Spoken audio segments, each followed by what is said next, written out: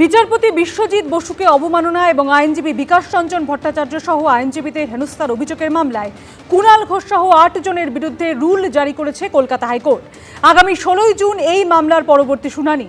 আর এই প্রেক্ষিতেই ১৬ তারিখ আদালতে উপস্থিত থাকবেন বলে জানিয়েছেন তৃণমূলের রাজ্য সাধারণ সম্পাদক কুণাল ঘোষ। আদালত অবমাননা একটু চাকরি প্রার্থীরা আদালতের কাছাকাছি কোনো জায়গায় কোনো বিক্ষোভ করেছিলেন, তো সেই জন্য একটা ওই মামলায় আমি কলকাতা হাইকোর্টের যে রুল ইস্যু করার কথা ছিল, হ্যাঁ আমি সেটা পেয়েছি। আমি আমার স্থানীয় থানা মারফত ওটি আমাকে দেওয়া হয়েছে, আমি সেটা পড়েছি এবং সেখানে যা যা অভিযোগ লেখা আছে চিঠিটিতে আমি দেখেছি।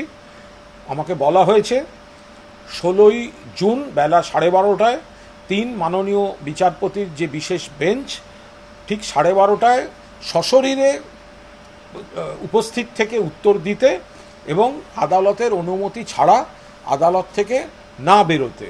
তো ফলে আমি সেদিন কোর্টে যাব। আদালতকে আমি বিচার ব্যবস্থাকে পূর্ণ শ্রদ্ধা করি। আমি ঠিক সময় মতো যাব এবং আদালতের অনুমতি নিয়েই আমি সময় মতো বেরোব। আমি কোনো অন্যায় করিনি, আমি সেদিন ছিলামই না। আমি চিঠি পেয়েছি, আমি আদালতকে শ্রদ্ধা করি, আমাকে যা বলা হয়েছে আমি সমস্তটা মানব। ফের আন্দোলনের হুঁশিয়ারি সংগ্রামী যৌথ মঞ্চের। সুপ্রিম কোর্টের নির্দেশ মতো ডিএ না মেটালে ফের আন্দোলন। ২৭শে জুন পর্যন্ত দেখব, না হলে নবান্নমুখী আন্দোলন। হুঁশিয়ারি সংগ্রামী যৌথ মঞ্চের আহ্বায়ক ভাস্কর ঘোষের।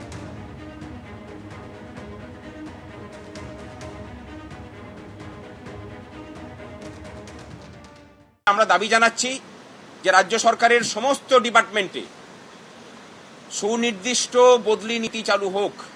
সরকার যদি কোনো ধরনের বিভেদ নীতি নিয়ে এক শ্রেণীর কর্মচারীকে এই 25% দিল, বাকিদেরকে দিলেন না, এরকম যদি করেন, তাহলে আপনাদের মাধ্যমে সমস্ত কর্মচারী সংগঠনের কাছে আমাদের অনুরোধ যে আর বিভেদ করে নয়, একযোগে আমরা পথে নামি চলুন।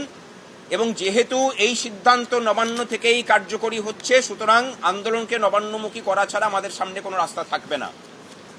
আমরা তখন আরও বিষয়কে সংযুক্ত করে সেই অভিমুখেই আমাদের আন্দোলনকে পরিচালিত করব। আমরা ২৭ তারিখ পর্যন্ত দেখে নিতে চাই যে সরকার কি পদক্ষেপ নিচ্ছে।